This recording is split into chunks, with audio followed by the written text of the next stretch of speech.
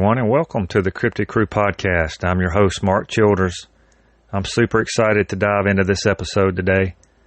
Before we get started, if you've had an encounter, an experience, just something unexplainable, or if you want to be on the show, please shoot me an email with your contact information at the Cryptid Crew podcast at gmail.com.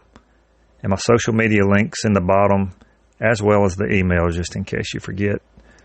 Also, like, share, and subscribe. It helps the channel out. The following reports that we're going to go over today happened in Cleburne County, Alabama, near the town of Heflin. And there was one in 1994, 2020, and 2023 is the most recent. But I'm going to start with the one in 2020. BFRO report number 67423 happened in June of 2020 in Cleburne County, Alabama. The location details: you get off the first Alabama exit after you go across the Georgia-Alabama line on I-20 at where the fireworks store is. You take a left back across the interstate and take the first road to your right. That is the road where the sighting took place. I'm going to pause there just a minute. I've been to that location and investigated that area. It's fairly rural through there. It's a 2-lane country road. There's a small church to your right and a cemetery that kind of sits in a piney wooded area. The area is wooded, some pasture, to give you an idea. And I'll continue reading. The witness states, "My wife and I and 2 girls were going to see my parents who live in Cleburne County. My daughter, who had just recently got her driver's license, was driving, and I was up front in the passenger seat, my wife and other daughter in the back. We had just gotten off the interstate and had turned down the long back road that takes us to my parents. As we came over the hill, something huge and black darted across the road on 2 feet and into the woods about 50 yards ahead. My daughter said, 'What was that?' I was like, 'I have no idea.' It was massive and very wide across the shoulders, and its head seemed to just sit on top of its huge shoulders, like this thing was taller and wider than anything I've ever seen and moved with unreal speed. My daughter didn't really get a good of a look at it. She just seen something big zip across the road. But I saw it long enough to see it was standing up on 2 feet and really big, and I guess what stands out to me the most is just how wide its upper body was, big enough to know that no other animal could even come close, especially around here, and its height, I'm just guessing, but it seemed easily 8 feet. Of course, I'll pause there to talk about the animal. The only thing that I could think of that would remotely come close to this would be a black bear. Black bears, of course, are occasionally seen in that area. It's not going to be a mountain lion or deer. Bears don't typically walk, and they don't walk well on 2 feet, 2 legs. Their heads don't sit low on their shoulders, and they don't even have shoulders, to be honest with you, like he's describing, and that large. Then I'll continue to read. I still can't believe that something like this actually exists. I mean, how can something that big not be seen more? You hear the stories, but to see something like that, you can't explain. And you know most people will not believe you, but I guess now I'm a believer."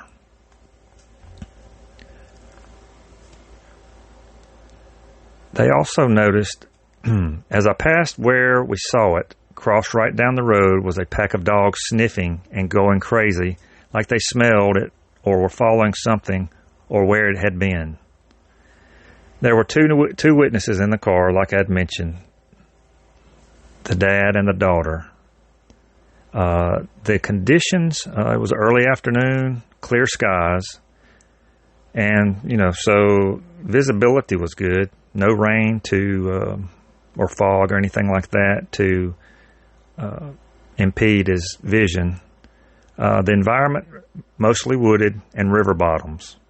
So through that area, like I'd said before, there's quite a bit of forest as the crow flies not far at all from Chehaw State Park and the Talladega National Forest. The investigator that followed up with him is Matt Moneymaker, and he is the founder of the BFRO. His statement says, "I spoke with the father on the phone. Both he and his daughter saw the Sasquatch briefly as it ran across the road approximately 50 yards in front of the car in full daylight.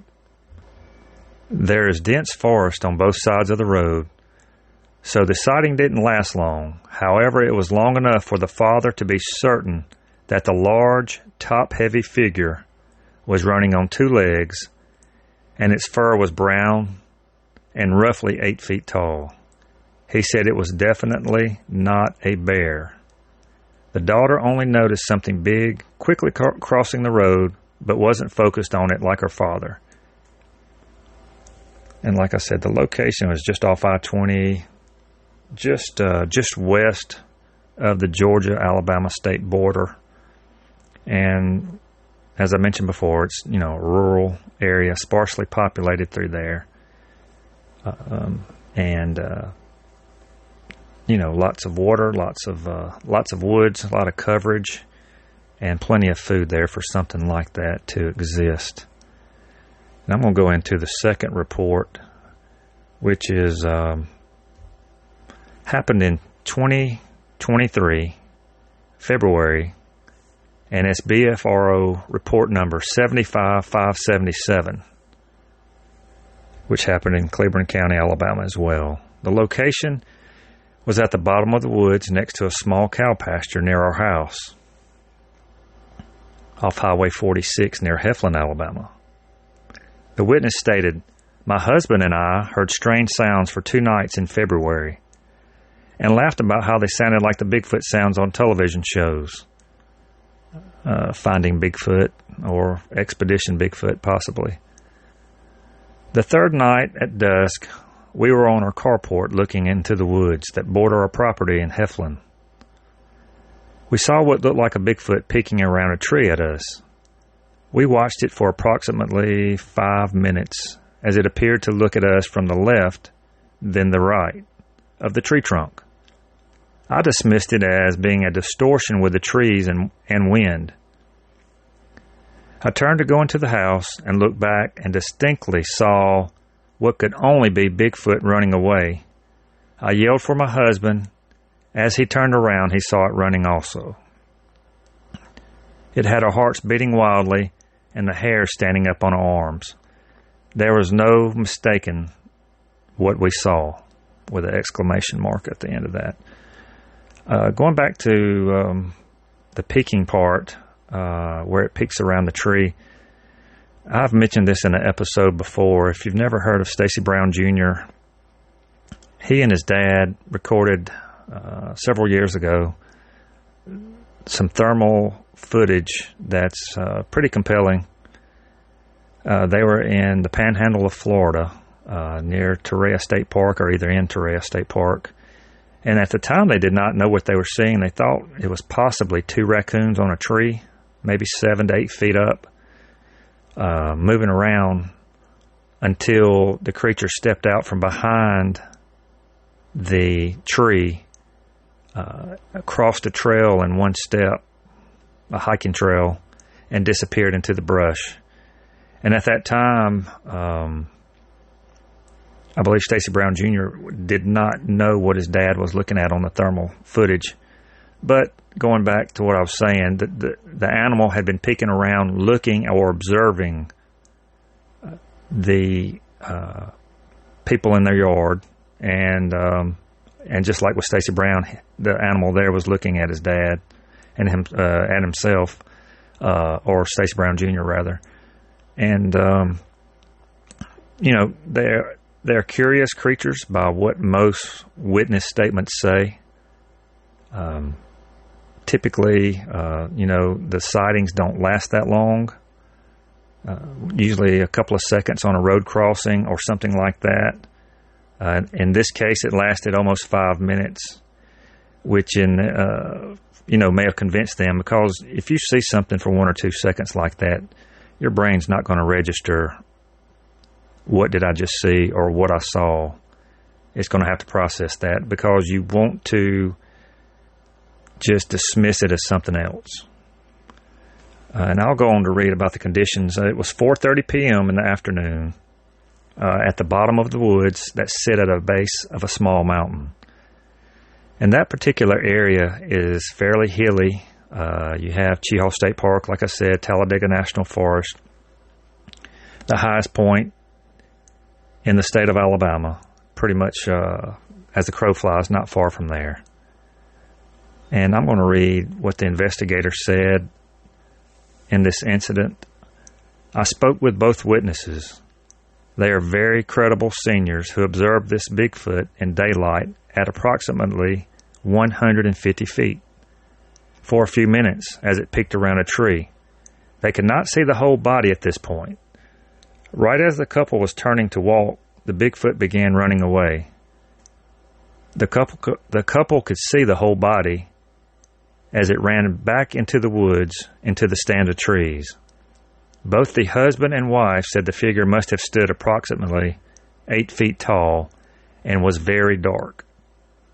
The intriguing element at this location near Heflin, which is off Interstate 20 and only a few miles from the Alabama-Georgia state line, this is the third credible report from the vicinity of Heflin. There's probably still a Bigfoot in that area. Cane Creek, roughly 1 mile northwest of Love's truck stop, at the intersection of Route 46 and Interstate 20. When the investigator states credible, they have numerous amounts of reports that come in and have to sift through. And typically they'll go through them and you can determine what's possibly embellished or not at all true and what is, and usually by the emotions that you see in the person or hear in the person's voice, or if you're there in person with them, seeing their face, as I did with a person that recorded a sound or some sounds almost a year ago. And when I talked to them, there was no doubt in my mind that they were telling the truth. 100%. Do we know what the recordings were? No, we don't. Do we expect or do we think it's a Bigfoot? Absolutely. There's nothing else around that would make that type of guttural sound. Not a bear, not a deer, not a buck. And but I'll going back to the Stacy Brown footage, I'll put a link down at the bottom for you to check the video out and leave a comment or question, and I'll try to get back to you as soon as I can with that. The other report happened in 1994 in the same area, Cleburne County, near the town of Heflin. And this is BFRO report number 273. The incident takes place September of 1994. The location, from I-20, you get off at the Heflin exit and go through Heflin and get on Highway 78. You will see signs directing you to Pine Glen, a camping area, and Coleman Lake soon after this point. The roads are dirt, but will follow the signs to Pine Glen. And about 3 miles up the road on the left, you will see a sign for Sweetwater Lake. This road, you go down about a half a mile to the lake, and the nearest town is Heflin. The witness states, my wife and I were at a lake in the middle of the Talladega National Forest. The lake was Sweetwater Lake. We were fishing in a small boat at the end of a slough early in the morning. We were the only ones at the lake. I think it was on a Wednesday, and we were all alone. We heard something scream. It started out as a howl and turned into a long, high-pitched scream, and it was so loud it echoed through the mountains. It made the hair stand up on the back of our necks. But that is not all. About a year before, my stepfather and I were hiking around the same lake. We liked to fish at a spillway on the backside of the lake. And about a half a mile into the hike, we crossed a fire break. The fire break was about 20 feet wide. Now, keep in mind that we are pretty good ways back in the woods. We've crossed rocks, thorns, briars, and all kinds of rough ground. And I'll pause there to talk about the environment or the terrain. That area is heavily wooded, rocky, hilly, not very getting off trail or you would be in trouble because it all looks the same. And I'll go on to read the rest of this report. And right there, as we crossed in the dried mud in the firebreak, was a set of footprints dried into the mud. They were not huge. They were about the size of a full-grown man, but they did look human. I just couldn't understand why a man would be this far back in the woods without shoes on. I'll continue with the report. They were about the size of a full-grown man, but they did look human. I just couldn't understand why a man would be this far back in the woods without shoes. And over the years, there's one thing I have thought about. A Bigfoot would have to grow up. So maybe it was a young Bigfoot. That's very possible. There were 2 witnesses in this case, and this is considered a Class B sighting, or not sighting, but a Class B incident. And if you're not familiar with the classes, there's a Class A, which is a visual sighting. Class B, which would be hearing howls or knocks or growls or grunts or seeing or finding some type of evidence and so on. They have another story, and I'm going to read that one as well. Excuse me. I once worked with a man in Alabama that after we became friends told me he and his whole family were picking huckleberries at Sweetwater Lake. The huckleberries grow wild all over the area. He and his wife and 2 children were picking away when they all heard something in the trees. They all turned around to see a hairy man standing there. He said it was a little taller than a man, and as soon as it saw them, it ran off into the woods. It scared them so bad that they left. I'm going to reference the huckleberries, and that's just another food source for something like that to exist. The coverage, the canopy of the trees, the water, tons of creeks, rivers that run through there, the terrain itself, not sparsely populated. And that particular incident, they could have been going or wanting that animal could have been going to the huckleberries as well to find food, but the family was there picking and beat them there instead. So the conditions, it was early morning, around 10 or 11 in the daytime. And the environment, like I said, or had read earlier, it is a lake in the middle of the Talladega National Forest with pine and hardwood forest around with miles and miles of forest between the lake and the nearest town. The name of the lake is Sweetwater Lake, near Coleman Lake. And that particular incident was investigated by another BFRO investigator, but no follow-up on the report or nothing here on the site.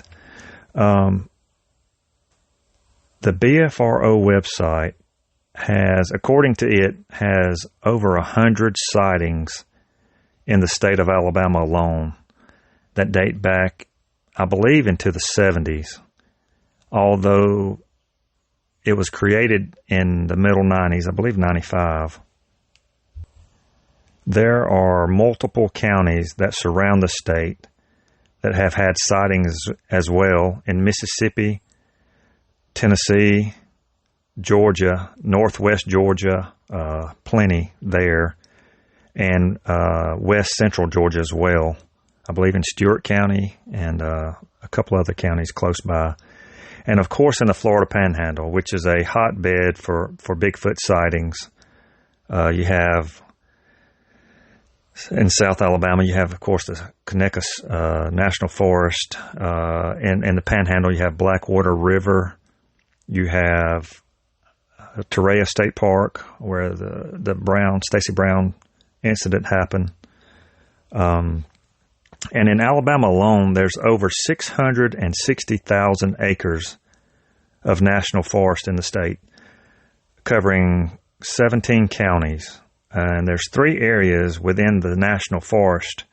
Sipsey Wilderness, which is in the Bankhead National Forest and has 25,000 acres, is the second largest wilderness area east of the Mississippi River.